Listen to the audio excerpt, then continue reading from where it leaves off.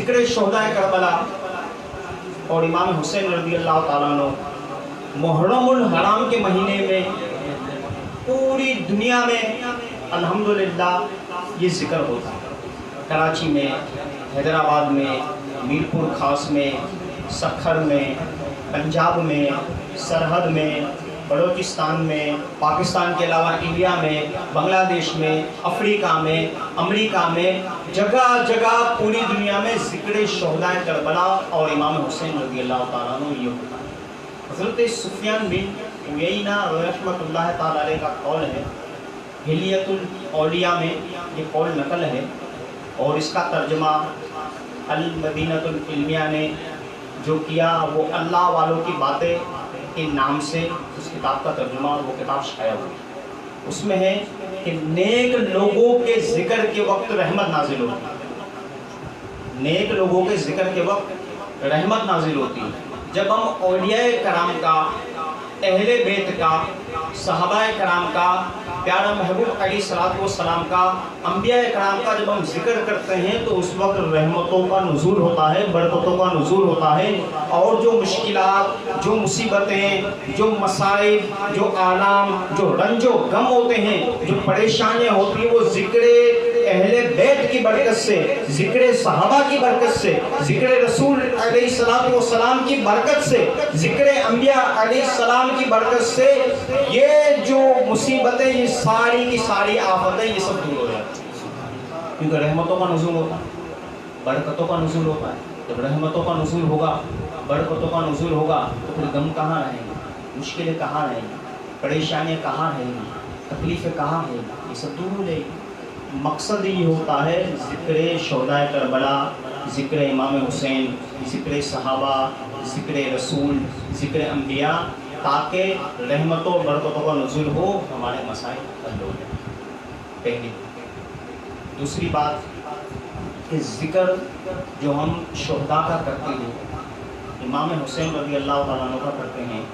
واقعات جو ہم امام حسین کا بیان کرتے ہیں، شہداء کے واقعات جو ہم بیان کرتے ہیں، صحابہ کے واقعات جو ہم بیان کرتے ہیں، ان کی کرامتیں جو ہم بیان کرتے ہیں، انبیاء کے واقعات جو ہم بیان کرتے ہیں، ان کے معجزات کا جو ذکر ہم کرتے ہیں، جو بیان کرتے ہیں، پیارا علی محبوب علیہ الصلوۃ والسلام کی سیرت مبارکہ کو جو ہم بیان کرتے ہیں، ان کے معجزات کو جو ہم بیان کرتے ہیں، ان کی شان کو بیان کرتے ہیں، ان کی عظمت کو بیان کرتے ہیں، ان کے ڈنکے بجاتے ہیں. اس کا مقصد یہ ہوتا ہے کہ یہ اللہ کے جو نبی ہیں، اللہ کے جو ولی ہیں، نبی کے جو صحابہ ہیں، ان کا ذکر کریں، ان کی کرامتیں بیان کریں، ان کے واقعات بیان کریں، ان کی شان بیان کریں، ان کی عظمت کے ڈنکے بجائیں. لوگوں تک، بچوں تک، بڑوں تک، بوڑھوں تک، چپے چپے میں، گلی گلی، کونا کونا، گھر گھر اس ذکر کو، اس کرامتوں کو، ان واقعات کو، اس تعلیمات کو ہم پہنچائیں. کیوں پہنچائیں؟ تاکہ صحابہ کے واقعات، انبیاء کے واقعات، اولیاء کے واقعات، اہل بیت کے واقعات، ان کے تذکرے، ان کی کرامتیں،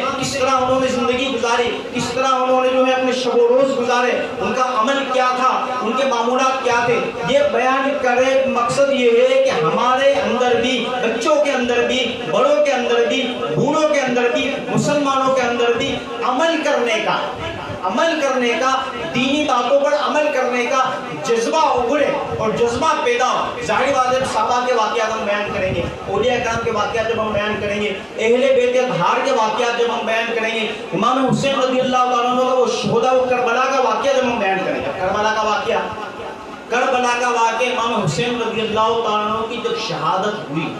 شہادت کے وقت کربلا کے میدان میں آخری عمل کیا تھا؟ وہ آخری عمل سجدہ تھا. عین سجدے میں آپ کا سر مبارک جو ہے وہ تن سے جدا کر دیا گیا. آپ کا سر مبارک تن سے جدا کر دیا گیا. تو یہ عمل اس بات کا درس دیتا ہے، کربلا کے میدان میں اس بات کا سبق دیتا ہے کہ امام حسین رضی اللہ تعالیٰ عنہ کو، اہل بیت اطہار کو نماز سے کتنی محبت تھی، نماز سے کتنی محبت تھی کہ ان کا آخری جو عمل تھا وہ عمل بھی سجدہ تھا کہ عین سجدے کی حالت میں امام حسین رضی اللہ تعالیٰ عنہ نے جام شہادت نوش فرمایا. تو اس کا مقصد وقت آخر سجدہ کر کے دی ہمیں فکر نماز. اسی شاعر نے بڑا خوب کہا وقت آخر سجدہ کر کے دی ہمیں فکر نماز، پیشوا ہو تم ہمارے اے شہید کربلا، پیشوا ہو تم ہمارے اے شہید کربلا۔ گویا ہمیں سکھا رہے ہیں، ہمیں بتا رہے ہیں، ہمیں کربلا کا میدان یہ سبق دے رہا ہے کہ اے مسلمانوں، کچھ بھی ہو جائے، کیسی ہی مصیبت آ جائے، کیسی ہی پریشانی آ جائے، کیسی ہی تکلیفیں آ جائے، تم تنگ دستی کی جو ہے وہ مصیبت سے ہمکنار ہو، اس سے دوچار ہو جاؤ، کیسی ہی مصیبت آ جائے، اس مصیبت میں بھی کسی بھی حالت میں نماز کو ہرگز نہ چھوڑنا، نماز کو ہرگز نہ چھوڑنا۔ لیکن ہمارا معاملہ یہ ہوتا ہے کہ ہم واقعات سنتے ہیں، کرامتیں سنتے ہیں، ان کی تعلیمات کو سنتے ہیں، لیکن با جماعت نماز تو نماز، با جماعت نماز کا ہم اہتمام تک نہیں کرتے۔ ایسا نہیں ہونا چاہیے۔ کربلا کے واقعات، صحابہ کے واقعات، اسے سن کر ہمیں اپنی عملی زندگی کے اندر بھی ہمیں قدم رکھنا چاہیے۔ نمازوں کی پابندی کرنی چاہیے۔ اس طرح صحابہ کرام نماز پڑھا کرتے تھے، اہل بیت اطہار نماز پڑھا کرتے تھے، اور اپنے اولیاء کرام جو ہے وہ نمازی تھے، پکے سچے نمازی ہیں۔ نہ صرف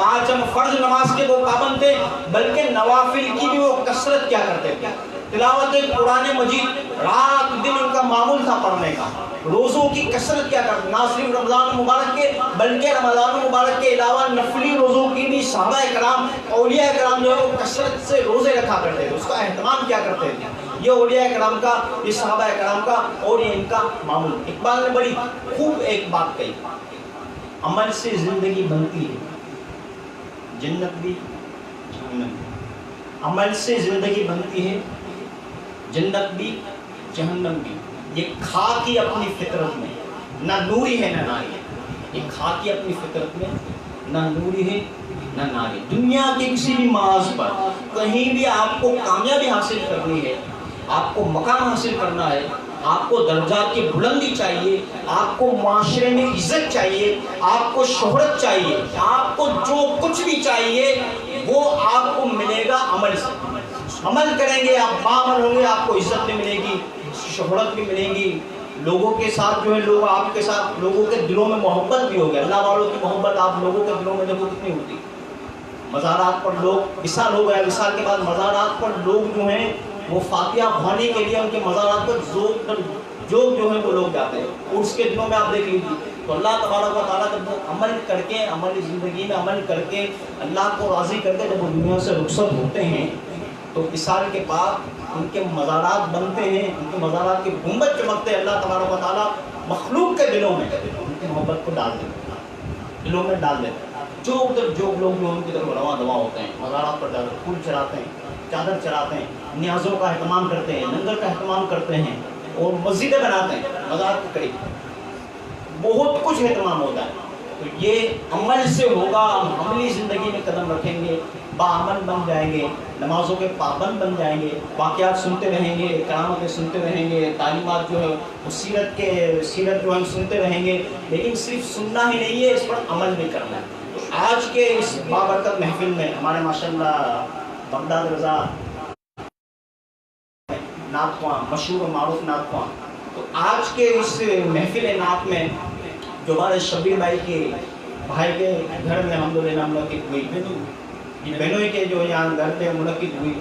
اس میں یہ سبق لے جائیں کہ انشاءاللہ تبارک و تعالیٰ ہم سب جو ہے وہ باعمل بن کر اپنی زندگی کو انشاءاللہ گزاریں گے، شریعت کے مطابق، اللہ اور اس کے رسول کی رضا کے مطابق انشاءاللہ ہم اپنی زندگی کو گزاریں گے۔ اللہ تبارک و تعالیٰ ہم سب کو